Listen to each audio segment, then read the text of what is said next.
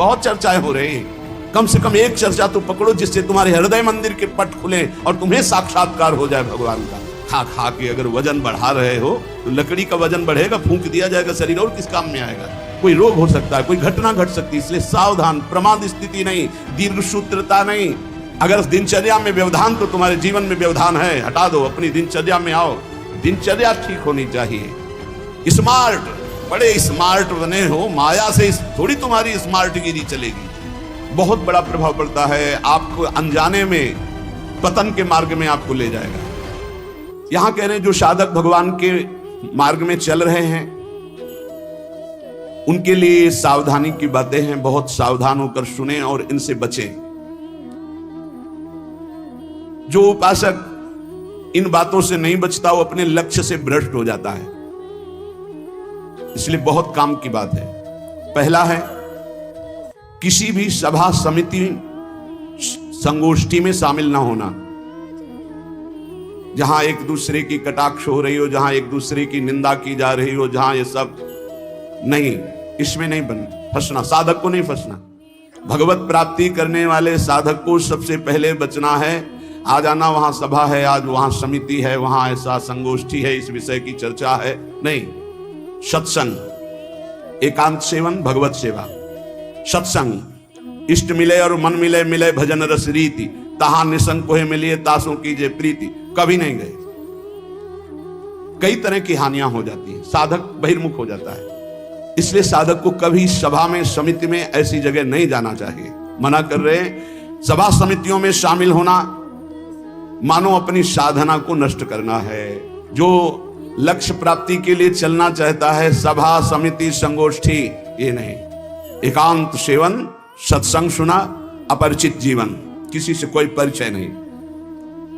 अखबार पढ़ना, समाचार देखना, ये उनके लिए सही है जो समाज सेवी हैं, जो समाज में विविध पदों में हैं।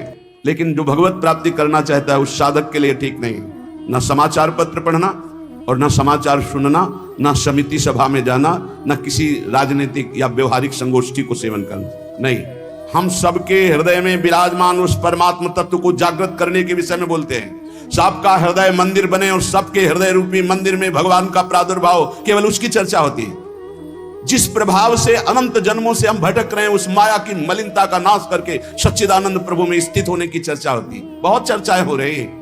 कम से कम एक चर्चा तो पकड़ो जिससे तुम्हारे हृदय मंदिर के पट खुले और तुम्हें साक्षात्कार हो जाए भगवान का। जब तक हृदय मंदिर में भगवान प्रकाशित नहीं होंगे तब तक कुछ काम बनने वाला नहीं। तो सत्संग हृदय मंदिर के पट खोलता है, सत्संग ज्ञान चक्षु खोलता है, प्रेम नेत्र खोलता है। सभा समितियों में जाना, पक्ष विपक्ष की वार्ता करना, समाचार पत्र पढ़ना, समाचार देखना, इस साधक को छोड़ देना चाहिए। दूसरा, कोई भी मनुष्य तुम्हारे जीवन में विशेष अधिकार प्राप्त न कर पावे। कोई भी पूरी सृष्टि में विशेष अधिकार, अरे वो अपने हैं, तो फिर श्यामा श्याम तुम्हारे कैसे रहे? श्यामा श्याम तो तभी अपने माने जाएंगे जब कोई और अपना ना हो। मेरे तो गिरधर गोपाल दूसरो न कोई, सिद्ध महान प्रेम रस में डूबी हुई मीरा जी के वचन। मेरे तो गिरधर गोपाल दूसरो न कोई। गोस्वामी तुलसीदास जी, एक भरोसो, एक बल, एक आस विश्वास, एक राम घनश्याम हित चातक तुलसीदास। किसी भी मनुष्य से विशेषता पूर्वक आपका संबंध ना होने पावे, स्थान विशेष में आसक्ति ना होने पावे, वस्तु विशेष में स्वाद ना आने पावे। भगवत प्राप्ति करना है तो दूसरी बात, सावधानी पूर्वक। कोई हमारा विशेष नहीं, कोई खास नहीं, कोई वस्तु व्यक्ति स्थान कोई विशेष हमारे नहीं। जहां राखो तहां रहो, मान सुख रास है। जहां मेरे स्वामी जैसे रख रहे हैं वैसे रह रहा हूं। मेरा नहीं, मेरे स्वामी कहे जब चाहे तब हटा दे, जब चाहे तब रख ले, उनकी बात है। वस्तु जैसा चाहा वैसा भेज दिया, वैसा हम उसका सेवन कर रहे हैं। हमारे लिए कोई खास वस्तु नहीं, मेरे स्वामी ने भेजा इसलिए बात है। तीसरी, मठ या आश्रम की स्थापना करके उसके विषय में चिंतन करना और धन आदि की चाह करना, यह साधक भगवत प्राप्ति से भ्रष्ट होने की वृत्ति है। ये सिद्धों का कार्य है, साधकों का नहीं। मठ आदि की स्थापना करना ये सिद्धों का कार्य, आचार्यों का कार्य है। आश्रम आदि की निर्माण वृत्ति करके फिर उसके संचालन के विषय में चिंतन करना, फिर रुपया पैसा इकट्ठा करना, और जब मर गए तो बाद में जो 4 शिष्य हैं आपस में झगड़ा करना, मुकदमाबाजी शुरू होना। बचो इससे। जैसे बने बनाए मंदिर हैं, बने बनाए जगह हैं, हमको वास मिल रहा है, वास कर रहे, हटा दिए जाएंगे, फिर फुटपाथ में बैठ जाएंगे, पर हमारा कोई चिंतन चुरा ले, ऐसा नहीं। हम ऐसा कुछ नहीं करेंगे जिससे हमारा चिंतन बंटवारा हो जाए। मेरे प्रभु हैं, वो थे, वो रहेंगे। उनके एक निमिष मात्र से अनंत ब्रह्मांडों का सृजन हो जाता है। वो जहां रखेंगे जैसे रखेंगे, जहां राखो तहां रहो, मान सुख रास है। उपासक किसको बैठा ले? स्थान विशेष में आ सकती नहीं, व्यक्ति विशेष में आ सकते नहीं, वस्तु विशेष में आ सकते नहीं। हमारे लिए ना कोई वस्तु विशेष है, ना स्थान विशेष है, ना व्यक्ति विशेष है। मठ और आश्रम आदि की स्थापना करके उसके चिंतन में डूबना, अपने मन को मानो दुर्गति का मार्ग चयन कर लेना। थोड़ा सा कड़वा लगेगा ये बात। हम कह रहे हैं सिद्धों का कार्य, साधकों का नहीं। साधकों को नहीं फंसना चाहिए। अगर साधक फंसेगा तो नष्ट हो जाएगा, पक्का, इसमें कोई संशय नहीं। वाल्मीकि रामायण में एक प्रसंग आता है कि एक ब्राह्मण देवता भिक्षा याटन के लिए निकले हुए थे, कई दिन के भूखे थे, भिक्षा मिली नहीं, तो रास्ते में कुत्ता आराम से पड़ा था, 3-4 लाठी उसकी खोपड़ी में मारी, फूट गई खोपड़ी। उस समय राजाधिराज चक्रवर्ती महाराज अनंत कोटि ब्रह्मांडों के स्वामी भगवान श्री राम सिंहासन पर विराजमान थे। दरवाजे से आवाज मारी, सेवक ने कहा एक कुत्ता अपनी प्रार्थना करना चाहता है। भगवान ने बुलाया, बोलो। बोले मैं आराम से मार्ग में पड़ा था प्रभु, क्या मार्ग के साइड में पड़े रहना अपराध है? मैं कुत्ता हूं तो इसलिए मेरा इतना भी अधिकार नहीं कि मैं रास्ते के साइड में पड़ा रहूं। नहीं हुआ क्या? एक ब्राह्मण ने हमारे 4-5 लाठी मारी, खोपड़ी फूट गई। आप बताओ क्या मेरा दोष क्या था? मैंने भूखा भी नहीं, मैंने उसको कुछ छेड़ा भी नहीं, फिर क्यों मारा? बोले हमारे दरबार में ब्राह्मण को तो दंड दिया नहीं जाता। हाँ आप आए हो इसलिए बुलाते हैं उनको और प्रार्थना करेंगे कि ऐसा क्यों किया। बुलाए गए, भगवान आदर किए उन्हें और कहा आपने ऐसी त्रुटि क्यों की, क्यों मारा इसको? बोले 3-4 दिन से भिक्षा नहीं मिल रही थी, आराम से सो रहा था, मैं भूखा टहल रहा हूं, गुस्सा ही हमने मार दिया। अपराध है आपका। हाँ है। कुत्ते से कहा कि मैं तो दंड नहीं दे सकता क्योंकि हमारे दरबार में ब्रह्म ऋषि को दंड नहीं दिया जाता। आप दंड निर्धारित कीजिए, क्या दंड दिया जाए? उनका कलिंजर पर्वत का इनको महंत बना दिया जाए। ये दंड है, पुरस्कार। जिसको मांगने से भी भिक्षा नहीं मिलती, वो कलिंजर पर्वत के बहुत बड़े आश्रम का महंत बन जाएगा आगे चलकर, तो ये तो पुरस्कार मिला, ये तो दंड थोड़ी। बोले नहीं प्रभु, मैं मानते ही हूं, पूर्व का मैं मानते ही हूं, जो कुत्ता बना हूं, ये जब कुत्ता बनेगा ना तब इसको समझ में आएगा। सीधे कुत्ता ना कह करके इसको हमने, अगर साधक के ये सिद्धों का खेल है, जो स्वात्मानंद में मगन है वो पूरा साम्राज्य चला सकते हैं, लेकिन जो साधक है अगर इस प्रपंच में फंसा तो मारा जाएगा। जब तक भगवत साक्षात्कार न हो तब तक होश में मठ और आश्रम आदि की स्थापना करके उसके चलाने की चिंता करना, ये सब बिल्कुल परमार्थ से भ्रष्ट कर देने की बात है। चौथा, साधन में आलस्य, प्रमाद अपनी दिनचर्या में कभी नहीं होना चाहिए। गुरु प्रसाद से अभी तक, अब आगे भगवान जाने, अगर 102 बुखार भी है और हमारा नियम है 12:30 बजे 1 बजे जगना, तो जगना है, जगना। पैदल आते थे, अब ठीक उसी समय राउंड लगा के अपनी दिनचर्या है, अपनी दिनचर्या में 1 मिनट का फर्क नहीं। अब तो आराम से सो सकते हैं, नहीं, आराम कहां? जब तक शरीर में श्वास है आराम नहीं। इसको ऐसे रगड़ा जाता है जैसे कंजूस मालिक नौकर से, ऐसे इस शरीर का प्रयोग किया जाता है। एक एक श्वास बचा बचा के भगवान के चरणों में, और खूब मेहनत कराओ इससे। ये किस काम में आएगा? खा खा के अगर वजन बढ़ा रहे हो तो लकड़ी का वजन बढ़ेगा, फूंक दिया जाएगा शरीर, और किस काम में आएगा? ना उठने में सुविधा, ना दिनचर्या में सुविधा। जब शरीर बढ़ जाता है ना, अरे थोड़ा कम खाओ, खूब इसको व्यायाम प्राणायाम और अपनी दिनचर्या मेहनत करो, खूब नाम जप करो, भजन करो, इसके लिए मिला है। बोले साधन में आलस्य नहीं होना चाहिए, अपनी दिनचर्या में प्रमाद नहीं होना चाहिए। किसी भी साधक, दिनचर्या में प्रमाद का मतलब है अपने जीवन को नष्ट करना। ये नींद अच्छा है या राधा राधा रटना अच्छा है? हम कहते थोड़ा सो लो। नींद में केवल सुख जो मिलता है वो 5-6 घंटे संसार का चिंतन छूट गया, इस बात का है। तो तुम बैठे बैठे जागृत में यदि ऐसा अभ्यास बना लो, उसे समाधि कहते हैं। न जागृत है, न स्वप्न है, न सुषुप्ति है, भगवदाकार वृत्ति है। इसी के लिए तो हमारा मानव जीवन हुआ है। साधक अपनी साधना में प्रमाद न करे। कभी 3 बजे, कभी 4 बजे, कभी 5:30 बजे, कभी 2 बजे, ऐसी दिनचर्या ने, एक राइट दिनचर्या, 2, 4, 5 मिनट की बात अलग, पूरे जीवन आजीवन एक दिनचर्या चलनी चाहिए साधक की। फिर कर लेंगे प्रमाद, दीर्घ सूत्रता, ये नहीं होना चाहिए। 11 माला कहा है, आज 5 माला हुए, कोई कल 11 और 6, फिर कल जब 11 और 6 पूर्ति कर रहे तो 6वें पूरे, 11 फिर आगे कर, धीरे धीरे नियम ही खत्म हो गए, खत्म। हम कभी इस बात से राजी ना हो कि हमारा मन भजन के लिए आगे टालता है। जब हम दीक्षा देते हैं तो इतना जरूर कहते हैं कि 11 माला गुरु मंत्र के अधिक जपो तुम्हारे सौभाग्य का विषय पर। हमारा नियम 11 कम से कम प्रारंभिक स्थिति में, 12 पद कम से कम चतुरासी जी के पूरी पाठ कर जाओ, तुम्हारे अहो भाग्य धन्य भाग।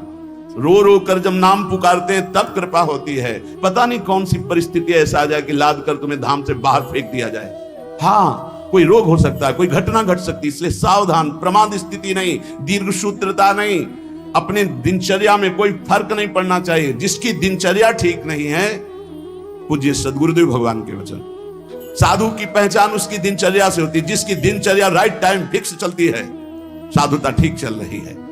अगर दिनचर्या में व्यवधान, तो तुम्हारे जीवन में व्यवधान है, हटा दो, अपनी दिनचर्या में आओ। दिनचर्या ठीक होनी चाहिए। गुरुजनों के वचनों में, शास्त्र के वचनों में अविश्वास, अश्रद्धा या उपदेश दिए हुए कार्य के लिए निश्चय की कमी। आपको ऐसा करना है, हाँ हाँ कर लेंगे, नहीं वही करना है जो आज्ञा हो गई, बस सब बात बन जाएगी। 5वां, कोई तुमसे विजय प्राप्त करने आया है शास्त्रार्थ के लिए, पहले ही हाथ जोड़कर हार जाओ। अगर भगवत प्राप्ति करनी, परास्त करने की कोशिश मत करो। 6वां, अपने को संत मानना और दूसरों को दोष दर्शन करना, यह साधक का नाश कर देने वाला होता है। अपने को संत मानना, दूसरों को असंत मानना, मतलब पतन का रास्ता निश्चित कर लिया। आचार्य चरण कह रहे, क्वा हम तुच्छा परम अधमा प्राण हो गर्ह कर्मा, कहा मैं तुच्छ अधम अपराध करने वाला हूं। अपने को असंत और दूसरों को संत माने। 7वां, दूसरों के दोष देखना और उनको प्रकाशित कर देना, यह केवल गुरु की वृत्ति में होना चाहिए। वो अपने शिष्यों के दोष देखकर उसे प्रकाशित करके नष्ट कर दे। बकाया साधक को ये कभी वृत्ति नहीं रखनी चाहिए कि दूसरों के दोष देखकर और उनको प्रकट करना, चुगली करना। अगर साधक किसी के दोष देखता है तो उसी के सामने उसको फटकारे, तब तो मित्र माना जाएगा। और उसके चले जाने के बाद यदि पीछे चर्चा करता है तो उसे निंदा करते हैं, निंदा करने से पाप लगेगा। तुम्हारे अंदर वही दोष बहुतायत मात्रा में जागृत हो जाएगा। शब्द याद कर लो। अगर किसी के प्रति तुम्हारा दोष दर्शन है तो उसी के सामने कहो उससे, ए भाई, हमने सत्संग में सुना है, ये जो तुम्हारी बात है ना, ठीक नहीं है, इसको सुधार कर लो, तो निंदा नहीं मानी जाएगी। वो चला गया, इसके बाद आप उसकी चर्चा करते हैं, अब ये पाप होगा। पर निंदा की त्यावत नहीं कछुआत, मूर्ख पर्वत पाप को ले चल अपने साथ। 8वां, किसी भी मनुष्य का ना शरीर से अपमान, ना वाणी से अपमान और ना मन से उसके नाश का चिंतन। जो तुम्हारा अहित कर रहा है, तुम्हारी निंदा कर रहा है, तुम्हारा अपमान कर रहा है, तो तुम्हें लौट कर अपमान नहीं करना। यह सिद्धांत है भगवत प्राप्ति का। और मन से संकल्प नहीं बनाना कि भोगोगे, क्योंकि तुम भजन करते हो। अगर ऐसा सोचे तो वो भोगेगा जरूर, लेकिन तुम्हारा भजन भगवत प्राप्ति के योग्य नहीं रह जाएगा। 9वां, पर चर्चा, बैठकर सदैव दूसरे के विषय की चर्चा। ये साधकों में कुछ दोष होते हैं, इसलिए इसका सुधार करना चाहिए। पर चर्चा, पर निंदा से साधक को बहुत बचना है। ये जबान बहुत दुष्ट है, इसको रोको, वाणी को रोको। वाणी एक अमोल है, जो कोई बोले जान, हे तराजू तौल के तब मुख बाहर आन। और 10वां, सीरियल, नाटक, सिनेमा, नौटंकी, ये सब साधक नहीं। असत साहित्य नहीं पढ़ना, नहीं देखना, नहीं सुनना, बहुत बड़ा प्रभाव पड़ता है। इससे बहुत बड़ा प्रभाव पड़ता है, बहुत बड़ा प्रभाव पड़ता है। आपको अनजाने में पतन के मार्ग में आपको ले जाएगा। आपको सुनना है सत्संग, तो सुनने वाला यंत्र रखिए। ये सुनने के लिए ये जो टच वाला मोबाइल है, बचो इससे, पक्की बात है। इसको हम बहुत प्रार्थना पूर्वक निवेदन करते हैं कि साधक जो घर से निकला है भगवत प्राप्ति के लिए, टच वाले मोबाइल से बचे। जहां भगवत प्राप्ति की लालसा से आपने वैराग्य लिया, वहां भोगों की लालसा पैदा कर देगा। जहां आप खोले मोबाइल तो आपके ऑप्शन ही ऑप्शन है। और मन कभी भगवत ऑप्शन सुनना चाहे तो बड़ा पवित्र मन होता है। हाँ, ये संसारिक बात है, इसमें क्या है, अच्छा इसमें क्या है, ढूंढते ढूंढते वहां पहुंच गए जहां नहीं पहुंचना चाहिए, और आपको नष्ट कर देगा। सत्संग सुनना है तो यंत्र रखो सत्संग सुनने का। अगर आपको सही माने में मोबाइल का ही प्रयोग करना है, बहुत जरूरी है, तो हम कहते हैं छोटा वाला मोबाइल रखो। लेकिन नहीं, स्मार्ट, बड़े स्मार्ट बने हो, माया से थोड़ी तुम्हारी स्मार्ट गिरी चलेगी। माया तुमसे ज्यादा स्मार्ट है, उसी स्मार्ट में फंसा देगी। स्मार्ट है तो कहते हैं उसे, स्मार्ट मोबाइल कहते हैं। हाँ, तुम्हारी स्मार्ट गिरी नहीं चलेगी माया के आगे। वो एक दृश्य दिखाकर, मछली के मैथुन को देखकर सौभरी महात्मा जल में समाधिस्थ रहते थे, साधना भ्रष्ट हो गई। अजामिल लकड़ी लेने गया था, वैश्यागमन देख करके उसकी बुद्धि भ्रष्ट हो गई, उसी वैश्या में आसक्त हो गई। प्रार्थना है, बहुत है, बिना मोबाइल के नहीं चलता तो 1800 वाला ले लियो, 2000 का जो नहीं आता इतना भाई, बहुत है, बात करनी है, कहीं कोई तुम्हारा पदाधिकारी हो तो भाई देख लियो। नहीं तो हमें प्रार्थना करनी है साधकों से, स्मार्ट से बचो, बहुत स्मार्ट है वो, तुम्हें फंसा लेगा, भगवत मार्ग से गिरा देगा, पक्का पक्का गिरा देगा, मान लो। हम कह रहे हैं, लेकिन कोई नहीं मानने के लिए तैयार है। और किससे बात करनी? श्री जी के लिए स्मार्ट काम नहीं करेगा, वहां फोन बात होगी नहीं, वहां तो राधा नाम काम करेगा, राधा राधा राधा राधा राधा। हाँ, कुछ ऐसी आवश्यकताएं हैं जिनकी जरूरत है, क्योंकि बिना उसके काम नहीं चल सकता। तो हम कह रहे हैं जहां तक हो सके, और अगर किसी को बहुतय की रखना है तो बहुत हिम्मत करो, कसम खा लो कि कभी हम और क्षेत्र में नहीं जाएंगे। बहुत बड़ा क्षेत्र है। आज कोई भी व्यक्ति हमको प्रायः ऐसा नहीं दिखाई देता जिसकी कनपटी में मोबाइल ना लगा हो। भगवान का ये बहुत विचित्र, कलयुग भगवान ने ये यंत्र चलाया है, बहुत विचित्र। ये भगवान की बहुत माया चली। तो कह रहे नाटक, सिनेमा, फिल्म, सीरियल, समाचार, बचो भाई। अगर भगवत प्राप्ति करना है तो थोड़ा सावधान हो जाओ। 11वां, शास्त्र विरुद्ध कोई भी आचरण ना हो, नहीं तो भय को प्राप्त हो जाओगे। बड़े शेर दिल होकर के भी तुम्हें गुलामी ऐसे की सहनी पड़ेगी जो तुम सोच नहीं सकते। अगर अशास्त्रीय थोड़ा भी कर्म हुआ तो वही तुम्हें रौंद देगा। एक छोटा सा, एक नीच प्रवृत्ति वाला तुम्हारे ऊपर शासन कर लेगा। हमारी बात को समझना, जो लिखा है, शास्त्र विरुद्ध कोई भी आचरण तुम्हारे शेर दिल को रौंद देगा। शेर दिल का मतलब समझते हो? साधु सिंहवत होता है, बिल्ली बना देगा। वही तुम्हें डाउन होना पड़ेगा, वही तुम्हारी हंसी उपहास, वही तुम्हारी निंदा हो जाएगी, अशास्त्रीय आचरण। 12वां, बड़ों के आने पर खड़े हो जाना चाहिए, नहीं तो प्राण शक्ति कमजोर होती है। अपने से पूज्य और बड़े जन आवे तो हाथ जोड़कर खड़े हो जाने से हमारी प्राण शक्ति मजबूत होती है। पक्का मानो, ये जो दिल कमजोर हो रहे हैं ना, इसका कारण खान पान व्यवहार अशास्त्रीय, ये जो सुबह 8-10 बजे तक सो रहे हैं, आयु नष्ट हो रही, ये जो नाना प्रकार के बाहरी भोजन कर रहे हैं, इनसे अपने यंत्र कमजोर हो रहे हैं। जो अशास्त्रीय कार्य हो रहे हैं, उनसे जीवनी शक्ति नष्ट हो रही, प्राण शक्ति कमजोर हो रही। पक्का मानिए, आज प्रायः लोग ऐसा ही है कि 1-2 बजे रात्रि के सोते हैं और 8-10 बजे जगते हैं। हमारी प्रार्थना है भुवन भास्कर उदय हो रहे और आप सो रहे, तो आपकी श्री, कीर्ति, यश, पवित्रता, प्राण शक्ति, जीवन शक्ति, इन सब का नाश हो रहा है। अरे प्रातः काल भगवान उदय हो रहे हैं, हाथ जोड़कर प्रणाम मात्र कर लो, नार्घ देव तो प्रणाम तो कर लो, भुवन भास्कर पधारे सूर्य नारायण। लेकिन नहीं, 10-11 बजे तक सोते, प्रायः दिनचर्या बन रही। सही माने में 10 बजे सो जा, 11, 12, 1, 2, दिन में 1 घंटा विश्राम। जिसको दिन में विश्राम नहीं तो 9 बजे सो जाओ। 5 घंटे सो जाना बहुत होता है, 5 घंटे बहुत। अभ्यास योग युक्तेन, जैसा आप अभ्यास कर लो वैसा। आपने अभ्यास कर लिया 3 घंटे में, तो 24 घंटे में 3 घंटे में काम हो जाएगा। आप अभ्यास कर लो। अरे साधना एक बार सोने का समय दे दिया, इसके बाद बस फिर नींद नहीं आनी चाहिए, फिर नींद नहीं आनी चाहिए हर समय ऐसे नींद। और 13वां, किसी भी वस्तु से या जीव से घृणा नहीं करनी। हमें प्रयोग नहीं करना, हमें घृणा नहीं करना किसी भी वस्तु से, किसी भी जीव से। सब भगवान की सृष्टि, हमारे लिए जो आदेश है हम उसका खान पान करेंगे, उसका पालन। हमें घृणा किसी से नहीं, किसी से नफरत नहीं है। ये घृणा नफरत ये भगवत मार्ग के पथिकों में नहीं होती। विपत्ति में घबरा करके किसी और से सहयोग मांग लेना, ये बहुत खास बात है।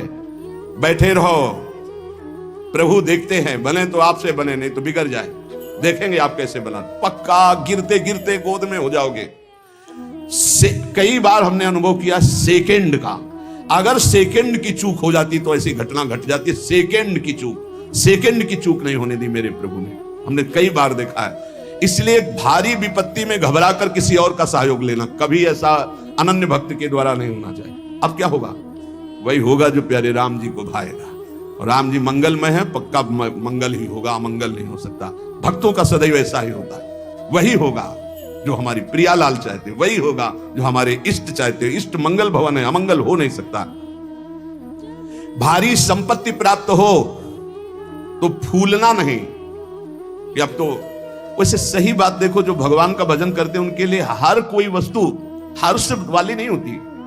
किसी में हर्ष होता है, बहुत सी बढ़िया चीज मिल गई, बहुत सब, हर चीज नाशवान है, हर चीज, हर वस्तु। यहां जितना दुखालय मशाश्वतम नाशवान, यहां की कोई वस्तु हर्ष देने वाली है, सुख देने वाली है, प्रतिपल नष्ट हो रही। पर ज्ञान सही है नहीं है, इसलिए हम हर्षित हो जाते हैं कि हमको अमुक वस्तु मिल गई, अमुक व्यक्ति मिल गया, अमुक पदार्थ मिल गया। किसी भी कारणवश अकस्मात आपकी बात सिद्ध हो जाती है, जो आप कह दिए, तो आप उसके सिद्ध हो जाने पर जो आपने कहा, आपको दुख होना चाहिए। आपने जो चाहा वो हो गया, आपने जो मांगा वो हो गया, आपने जो कहा वो हो गया, तो आपको दुख मानना चाहिए। नहीं नहीं, ये अगर बात मेरे अंदर आ गई तो मैं भगवत प्राप्ति नहीं कर पाऊंगा, इस बात का दुख होना